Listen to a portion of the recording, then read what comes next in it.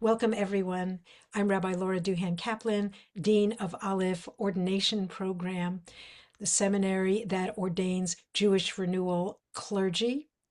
I am here with my friend and colleague, Imam Jamal Rahman, for an interview that is part of our Deep Ecumenism series.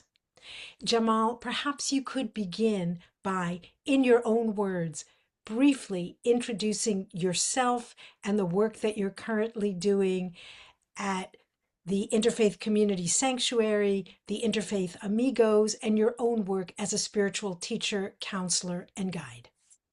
Well, thank you so much, Sister Laura. What a joy to be in this interview, and thank you for this invitation. My name is Jamal Rahman, and I'm Imam at the Interfaith Community Sanctuary, and as you know, one third of the Interfaith Amigos.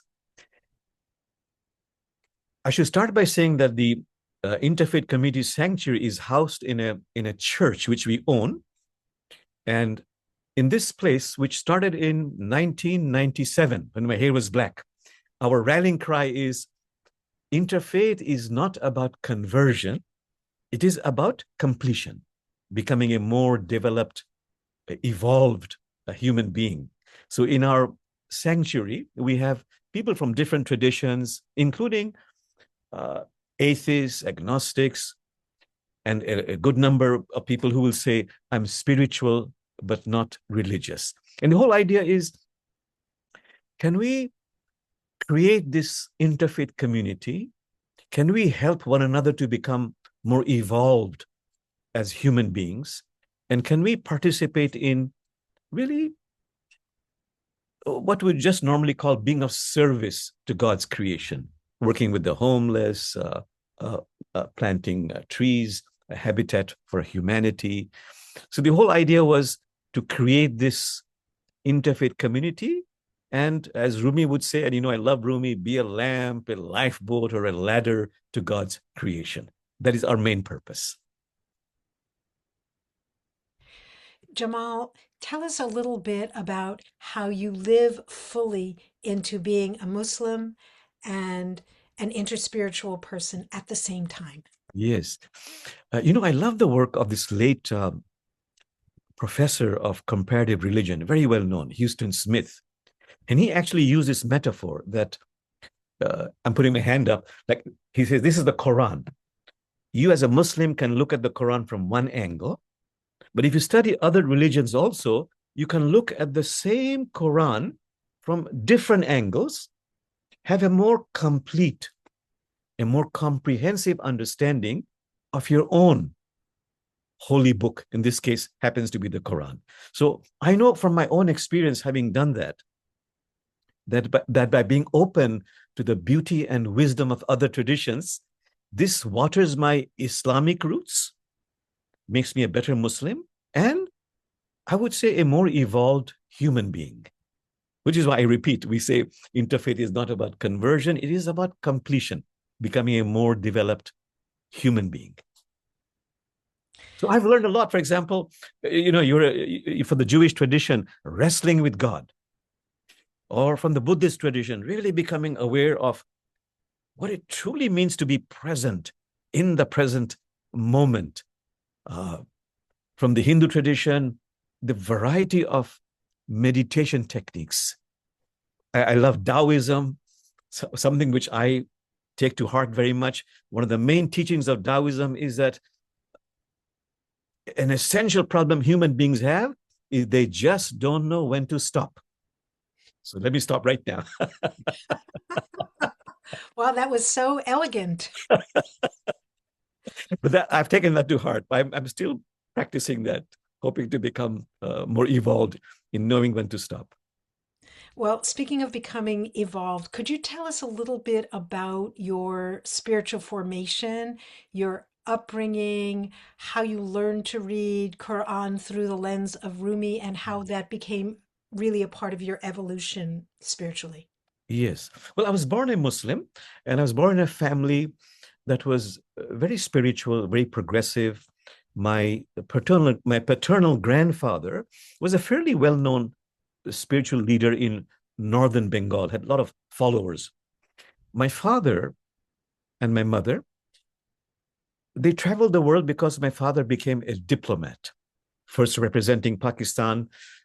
I'm from South Asia. And when that country broke apart, then representing Bangladesh. So, I joke about it, but it's very unique that my father had the rare privilege eventually of becoming ambassador, first of Pakistan, representing the country of Pakistan, and then representing the country of Bangladesh.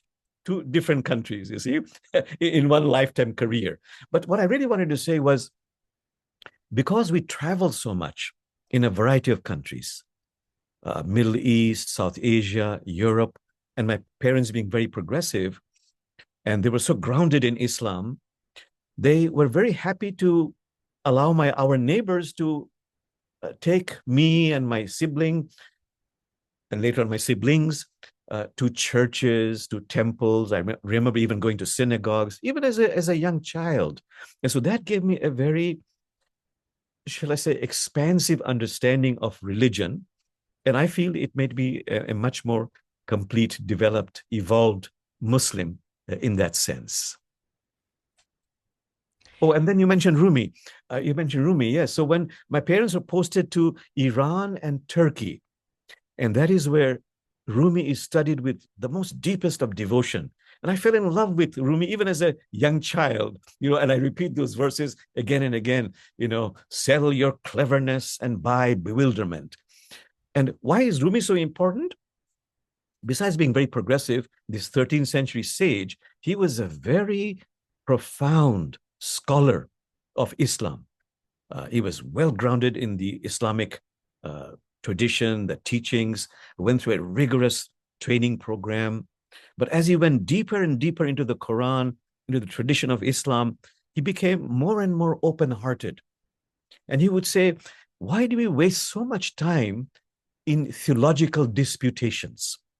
So I love his metaphors. He says, when you get overly involved in this heated debate about theological disputations, you're like a bird that ties a snare around its leg and unties it, and then makes the snare even more complex and unties it, and then makes it even more complex and unties it to show off its strange skill, forgetting the point is to escape, to become liberated. And he ends by saying, how wonderful it is to smell the freshness of the beautiful atmosphere, the cosmos, and the sweetness of the meadows. So to become freed. That is, this is really an integral part of the Eastern traditions, that the main goal of religion is moksha, liberation. So he would also say, become freed. Why get involved in all these unnecessary disputations? So I love Rumi for that reason also. He says, let's focus on what is universal and what is beautiful, and which really allows you to become a more complete human being. So, as I said earlier, you can be of authentic service to God's creation, be a lamp, a lifeboat, or a ladder to God's creation. Jamal, you talk about being freed. Can Yes. you say freed from what to what? Well, first of all, I think Rumi would say to be freed from the shackles of the ego, which is why I love that saying that to become freed, you have to do the inner inconvenient work of transforming the ego from a commanding master into a personal assistant. And then, as the Quran says, and Rumi points out again and again, that's not enough even. You've got to, as the Quran says, remove the rust from the heart, cleanse the heart of pride, of greed, of jealousy, of unrestrained anger. And then that's even not enough. You've got to open the heart. That's when you really become freed. Like, I love the poetry of Rumi. Take a pickaxe and break open your stony heart. The heart's matrix is glutted with rubies. Springs of laughter are buried in your chest. You become more freed by opening up your heart, and then have experienced that inner spaciousness, more joy, more love, more inclusiveness to flow into you. In that sense, you become more freed. We all have tribal affiliations, and that's very beautiful. But to be able to go beyond your tribal affiliations and connect with others, that can only happen if I do this inner inconvenient work and open my heart. But I've got to do that inner inconvenient work, which is why I love, other poetry also. There's a wonderful sage from South Asia, 19th century, Mirza Ghalib, who said, and I love that verse, he says, Jamal, your face was unclean. Your face was unclean, but you were obsessed with cleaning and polishing the mirror. You've got to do the inner work to become freed. Jamal, can I put you on the spot to Sure. draw from your book, Sacred Laughter of the Sufis? Yes. Tell us about the tradition of mullah stories and give us a favorite story about transforming the ego. Yes, absolutely. And the whole idea is this is also an integral part of Islamic mystics who say you've got to learn to laugh. It's very critical. You learn to laugh because we are enmeshed in mystery. Who we are, where we come from, where we're going. We have no idea. We can cry or we can laugh. It's okay to cry, but let's also choose the path of laughter. And for example, the 14th century Hafiz says, what is this? What is this laughter bubbling up from within me? He says, listen to my answer. It's the sound of his soul waking up. God wants to see more laughter, more playfulness in your eyes, for that is your greatest witness to God. So I gave the background to let you know that there's a 13th century fictional character named the Mullah, who appears in many, many different Islamic literatures. And his teaching is that laugh at the foibles of your ego. Laugh at the fact that we have no idea who we are, where we come from, where we're going, but we have so many theories, disputations, fightings over this, but we have no idea. So the one story which the Interfaith Amigos are very fond of is the cheese sandwich story.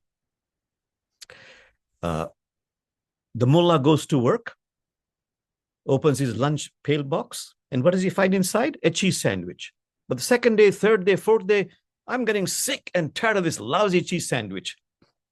One more day, oh no, again a cheese sandwich. I'm getting sick and tired of this lousy cheese sandwich. His puzzled co-worker said, Mullah, why don't you ask your wife, be respectful, to make you a different kind of sandwich?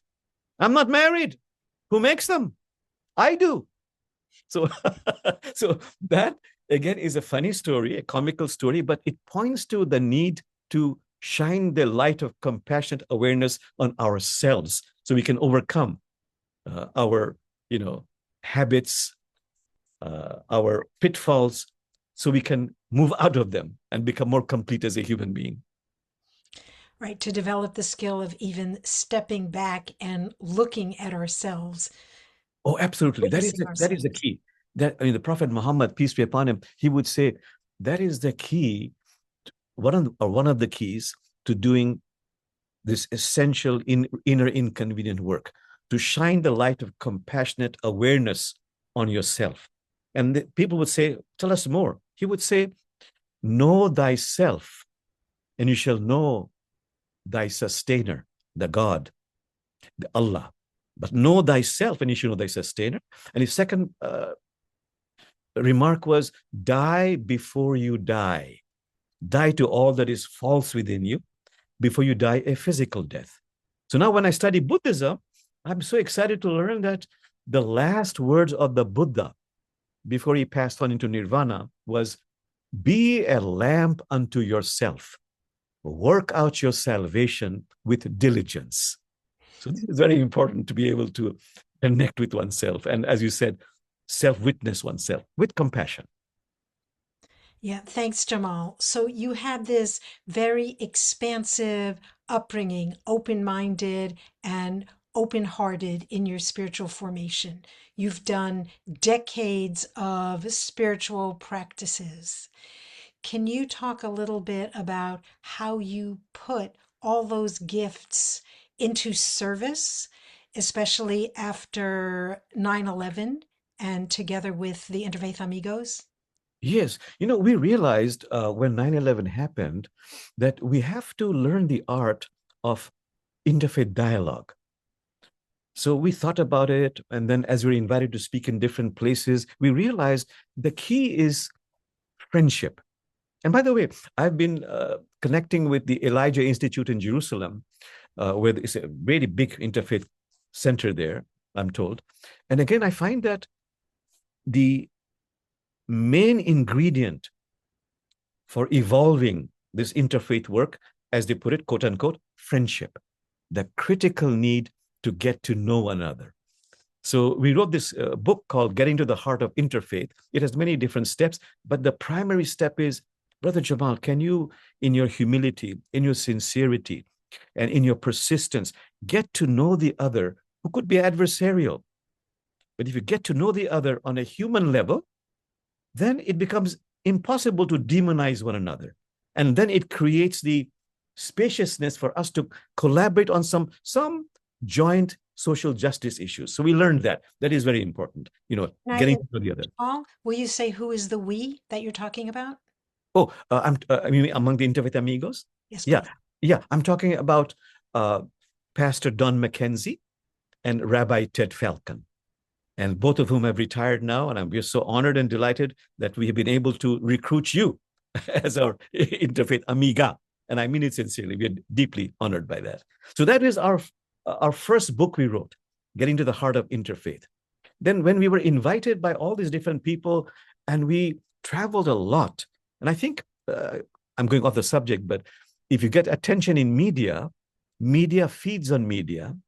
So when we got this a full-page article in New York Times, we had an abundance of invitations to go all over the country and speak.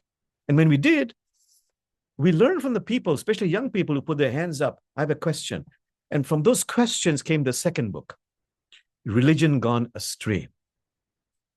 Okay, you've said wonderful things about Judaism, Christianity, Islam, I understand. But now tell us, why is there in each of your traditions, I don't care which tradition it is, so much of exclusivity, holier than thou, so much of violence in your scriptures, so much of unequal status of women in your scriptures, so much of homophobia in your scriptures. And then later on, as the years went by, how come all of you pay such wonderful lip service to planetary degradation, but it's really superficial?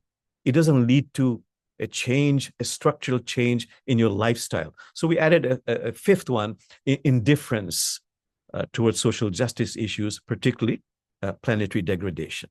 Then, as the years went by, Amiga Laura, we realized, the key is becoming a more evolved human being. Doesn't matter what religion or no religion.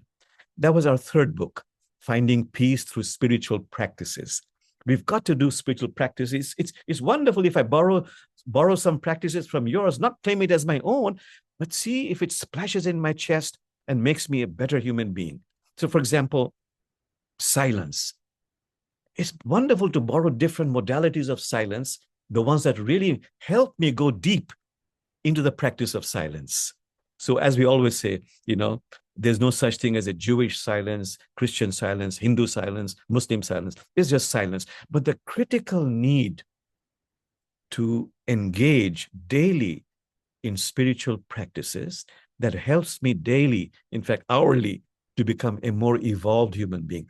That is the key to really finding peace among religions and just being more happy in life. I gave you a very long answer to a short question, but thank you. No, that's the idea. I ask the short question, you give the long answer. You're very kind. Thank you. But I'm going to ask a follow-up question that really Yes. builds on some of the things that you've said, and Yes. it comes from me having read many of your books. Oh, thank you. So after 9/11, after the attack on the World Trade Center and the response that was a mixture of grief and militarism in the United States, you saw the divisions among Christians, you saw the Islamophobia, you saw the anti Semitic conspiracy theories, and you and Don and Ted said, we need to do something. And you started with a message of unity, and you talked about ways that communities can come together, how Right. people can tentatively meet and greet and over time explore deeper questions and conflicts together. But you Yes. started with a message of unity and showing up, the three of you as leaders, saying we are together. Yes. And then you discovered as the work evolved Uh-huh. that the response was a message of unity from the three of you is great, but the rest of the world and the communities that we're a part of are so fractured. Right. And to linger a moment on the middle book, Religion Gone Astray, um, you developed, the three of you together, developed a way of presenting theological messages that speak directly into the divisions. And in your book, some of the divisions you mentioned were sexism, homophobia, othering, um, countenancing violence. Yes. And one of the theological techniques that you used was the idea of a core teaching Right. in each tradition. Can Yes. you explain that?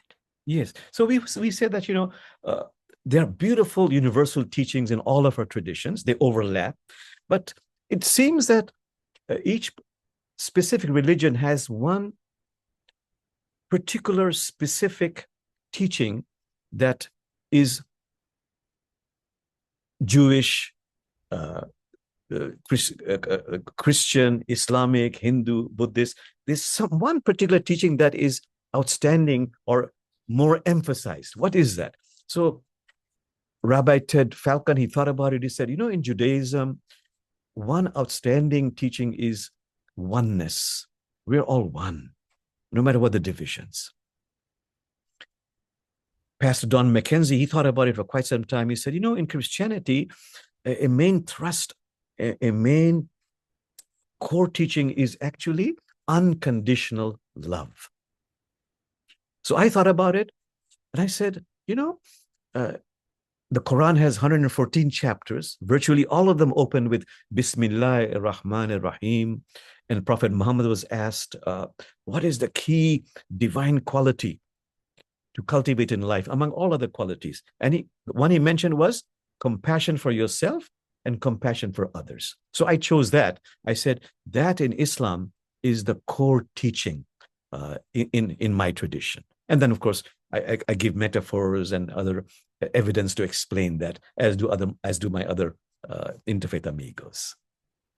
Does that answer your question? I don't know if we had a different aspect to it. That's perfect. I also like the teaching you often give about the universal verses and particular verses. Yes, yes. Go Yeah, together. absolutely. So, one insight we had early on is that, doesn't matter if it's the Torah and the Jewish other scriptures, or the Christian scriptures or Islamic scriptures. It seems like there are two kinds of verses in the holy books.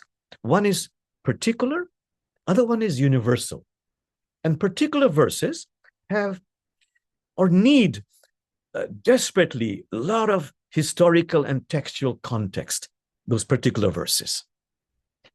Universal verses are timeless, placeless, and filled with wisdom. The problem is, and it happened, after 9/11, that a lot of Christian evangelicals, they would take a particular verse from the Quran and compare that to a universal verse in Christianity. And people would say, oh my God, look, the same subject, but it's so different, you see? So that is unfair. You have to compare a particular with particular, universal with universal. Let me give you one example, if I may. In chapter 5, verse 51, there's a verse in the Quran that says, do not take the Jew or Christian as your friend and protector. They're friends and protectors of one another or each other. That is a particular verse. But 9/11 time, people showed that, they see the Quran says you can't be friend with a Jew or a Christian. How do I know it's a particular verse? Because in the same chapter 5, verse 69, there's a universal verse which says, it doesn't matter what your religion is. You could be, and it says specifically, you could be a Jew, a Christian, a Sabian, a Muslim. That is not what takes you to heaven. What takes you to heaven is having faith in God and doing righteous deeds. And that's mentioned again and again in the Quran. It does not matter what your religion is. It's righteous deeds. That is the key to the gateway to heaven. So what was the first one about, 551? Well, that has a historical context. When Islam was a tiny embryonic community, today it's huge, but in the 7th century, it is a very small community surrounded by enemies with, huge armies, always scared to becoming destroyed. So to survive, the embryonic Islamic community in Medina would make military treaties with some Jewish and Christian tribes. And according to Muslims, if the battle was not going well, if the Muslims were losing, they would renege on that military treaties. It is at that time, those particular circumstances, the verse came down. In this instance, don't trust the Jews and the Christians as friends and protectors, not as a universal verse, for that particular historical incident. So that's an example of particular and universal. Jamal, can you say why you hold the universal verses as more foundational? Because they splash in my heart. Because it seems that is what we need to become a more complete, developed human being and to be of authentic service to God's creation. Otherwise, I'm stuck in disputations about theology. Like Rumi has a wonderful metaphor. He says, you've got to raise your consciousness in studying your holy book. He says, a bee and a wasp, they drink from the same flower. One produces nectar, other one produces a sting. So unless I raise my consciousness, I will not be in a wonderful position to interpret my scriptures or your scripture. I simply have to do that inner inconvenient work of becoming a more complete human being. Thank you. I love the metaphor, though I will point out that many wasps don't drink nectar at all. Yes. They eat other insects. Yes, yes. But that may not mess up the metaphor. We can certainly talk about the other things that those different insects have in common. Yes, and it will still work. That's right. Yes, yes. Yeah. Jamal, again, not to put you on the spot, but to draw on this huge toolkit you have, including some of the other books you've written on spiritual practice and your own work as a spiritual guide. Yes. Might you bring us to a close by sharing a spiritual practice dear to you? Yes. You want me to just do meditation or just talk about it? Introduce it and then lead us. Okay. I promise I'll keep it short. Don't overdo it, Brother Jamal. Worries. Thanks. So the meditation I like the best is really rooted in Sufism, which is about the spiritual aspect of Islam. And in that tradition, a lot of emphasis is focused on the heart. Like, there's a wonderful hadith saying of the Prophet Muhammad where apparently God appeared to the Prophet Muhammad in a dream and said, I cannot be contained in the space of the earth. I cannot be contained in the space of the heavens, but I can be contained in the space of the pure, loving heart. So for Sufis, this part of the body, the heart, is a wellspring of unbounded love, compassion, awareness. The space of the heart here is actually infinite, boundless. So based on that, I would like to do a short meditation. Okay, if you gently close your eyes, and then for a few seconds, focus on the nostril, and just be present with the breath. As you inhale, and as you exhale, just be mindful of the breath. And now gently let go of this. And this time, please focus on your heart. Our heart has been yearning, aching, thirsting to connect with us. If it works for you, please put one hand or both hands over the heart and feel the heart. And please connect with the rhythm, the beat of the heart. And by the way, this is an entire meditation by itself, connecting with and becoming aware of the beat, the rhythm of the heart. I'll be quiet, just be with the beat of the heart. And now, letting go of this, please focus on the heart, and through the heart, listen to this beautiful revelation, which I mentioned earlier. I'll repeat it, where God, Spirit, Divinity is telling humanity the following. Spirit is saying, beloved one, I cannot be contained in the space of the earth. I cannot be contained in the space of the heavens, but I can be contained in the space of the pure, loving heart. Becoming aware that the space of the heart is actually infinite. God is outside of us and also inside of us, inside our heart. Just be with that mystery. And now comes the technique. The Sufis say, try this technique. Focus on the heart and articulate these words with feeling. And the words are, I love you. I love you. I love you. Whatever emphasis you want to put, I love you. But with feeling, no matter how awkward it might feel initially, try it, please. I love you, or you are loved. You are loved. I love you. Try it a few times, focusing on the boundless space of the heart.